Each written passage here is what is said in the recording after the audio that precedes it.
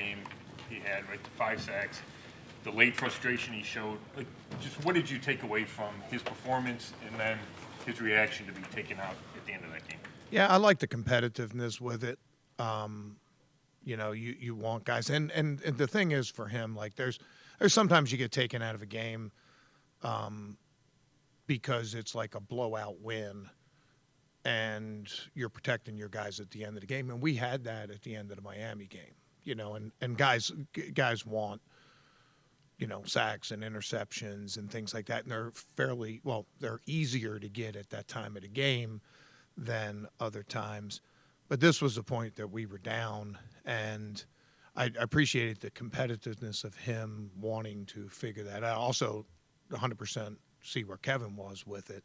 Of the game's over. Let's protect our players. Outstanding performance. I think the thing, and I told him this. The thing I was probably most proud of his play was not the 5 sacks. It was the way he played the run in that game. And he did a really good job there setting edges and, and chasing from the backside and things like that. Obviously, in a losing effort, there's really no silver linings, but it was a good individual performance. We know how important Miles is to your defense on the field. But when you're going through these and you're trying to clean things up, how important is he off the field in the efforts that you're trying to make across the team? Yeah, you mean just him being vocal and open in that regard? Yeah. I mean, you want all your guys to be honest and to be, to be honest with their feelings and things like that. But you also want to frame it the right way, and I think Miles has been good that way. I mean, I think that you guys that deal with him on a daily basis, I mean, having frustration at the end of a game is not something that it normally shows with him. So he's done a good job of being consistent and working. I don't know if you guys noticed, but like the week before that game, he took every single practice rep. Every single, and he had told Jacques, hey, I wasn't happy with my performance the week before. You're not taking me out of practice during this week. And I think that goes, like that kind of statement speaks loud too. And he ended up with, a good performance in the game. So, I don't want to, whatever, call that out too much. You guys aren't out there and see the reps, but usually D linemen, because particularly the way we go, we'd like split reps in practice.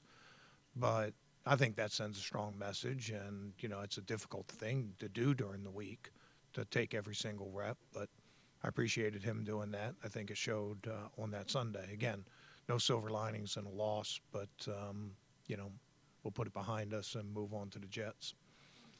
If Carson's going to be able to play or not, but with how well he's been doing just in terms of calling your defense back there and managing the whole thing, what will that be like for you guys if he can't go? Well, we have some experienced players there. Mahmoud got a lot of his starting experience last year. Devin Bush has played in there. Bake has played in there. So we have a lot of different ways that we can go with it, and we'll practice that way and just see where it lands. But Carson means a lot to us. He's not just from his play not just his play, but also his communication and things like that. And I think he's also stepping into some leadership things. We've said a lot of times it's just a matter of time before the ball found him, and it did on that play. And I think we'll get him back on the field, whether it's this week, next week, the week after, whatever it is. I think you'll continue to see a lot of those same positives from him. Affect your side of the ball directly, but with Kevin handing off play calling to Tommy, just what type of message do you think that sort of sends, and what does it say about Kevin as the leader of this team that he's willing to do something like that at this juncture of the season? Yeah, you guys know Kevin. He's all about the team, and he's extremely humble and doesn't overreact to things. So any decision he makes is going to be a very measured decision. And if he thinks that's what's best for the team, then we trust him for that to be best for the team. And like you said, like that's really the only thing that comes out of it. Like who's calling the plays doesn't affect us on defense. But I think from a leadership standpoint, from, Kevin's standpoint, with, him being humble enough to make that move, and then also measured and, it's not, I mean, you guys know Kevin, he doesn't make any seat of the pants decisions.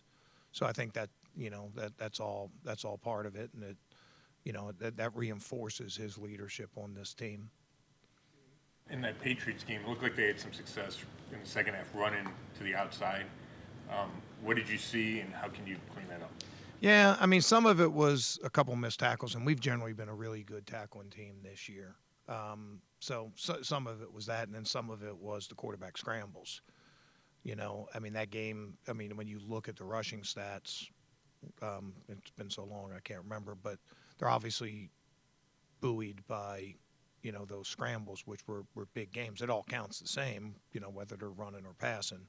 But for the most part, I've been pleased with our perimeter defense this year. We put a big emphasis into it. And particularly our defensive tackles have done a really good job of flattening out and making plays on things like jet sweeps and crack tosses and things like that. This game, I thought we did take a little bit of a step back, and we got to bounce back that way. Ball really well, and how much does the presence of a running quarterback enhance that running game? Yeah, for sure. It just makes you defend one extra guy. It's like having an extra blocker out there because, you have to have availability to handle the quarterback. So a lot of different ways to do it, but, it certainly adds a different dimension. Fields has tremendous speed. He's a 4.3 type quarterback. He's got great size. They have called quarterback runs, like quarterback sweeps, particularly in short yardage. They have quarterback draws, and then they have options, whether it's a zone read or an RPO and things like that. It just really makes you play a sound. It's like playing the triple option in college, right? You have to make sure you cover the dive, the quarterback, and the pitch, and this makes you really play assignment football and puts an emphasis on that. We've obviously seen it before. Lamar with Baltimore runs a lot of stuff like that, and we've seen other teams that do it, so we have a good plan to be able to handle it. But sometimes plan is a little bit easier in theory than in execution. It's one thing to say, yeah, you have the quarterback on this, but another thing when you have a guy that's the athlete that Justin Fields is and the speed that he has. So, it's going to take a good team effort to defend that stuff. League-wide story that we're working on, if you've got a unit that's struggling with missed tackles or just fundamental tackling, how much can that be cured or fixed during the middle of the season, especially with lack of padded practices and everything? I'm sorry, you're talking about us? You're talking about just in At the league, there in just general? seems to be with tackles and everything. Yeah, I mean, I'd say that. I think I've said this before. I think most of the time missed tackles are a result from poor positioning as opposed to, like, the technique of the tackle, right? Like, you overrun it, you take a bad angle. I think it's more bad positioning, and a lot of times tackling comes to pursuit because there's a big difference. Like, the first guy takes a shot at a guy and misses and forces the running back to cut back. That's technically a missed tackle, but he forces him right into the next line of pursuit, and that guy makes the tackle. You don't even notice it. Like, and you guys write about it that, you don't even say it's a missed tackle. But you miss, and then there's nobody there to clean it up. It stands out a little bit more. So, pursuit, positioning, I think those have a lot to do with it. And then it's the technique that goes into it. I think just around the NFL, I know in particular now with us, coaches have gotten very creative in a lot of tackling drills that aren't live tackling, right? Because nobody live tackles in practice. And you see it all across with different techniques. I mean, you see it every day when you watch our individual. And I think that's a big change. I mean, you go back 20 years ago, You know, there was some form tackling, but there was nowhere near the emphasis on tackling with different drills and different bags and things like that that we have now. So I think that's been a strength of our defense this year. And I think it comes from a couple different things. Our guys play free because they know what they're doing generally, and we play with good effort, and then that cleans that stuff up. But I think the technique certainly has a lot to do with it. And when it's all said and done, how well you tackle is probably the number one indicator of how well you play defense. So. Miles had mentioned that the Patriots left him in one-on-ones more than he has seen. And I'm guessing that, first of all, was that a little surprising? And then also, I'm guessing that the Jets will probably put 2 and 3 guys on him again after that performance. Yeah, I mean, we expect that every week. You know, they did have a little bit more opportunity for Miles, and they were counting on the ball coming out quick. I think, you know, some of those, and Miles made some really good pass rushes, but there were a couple in there that really were a result of taking away where the quarterback was looking and buying us a little bit of time. Generally, when he gets clean looks, like you look at it and you're like, all right, ball's coming out quick, or it's a screen.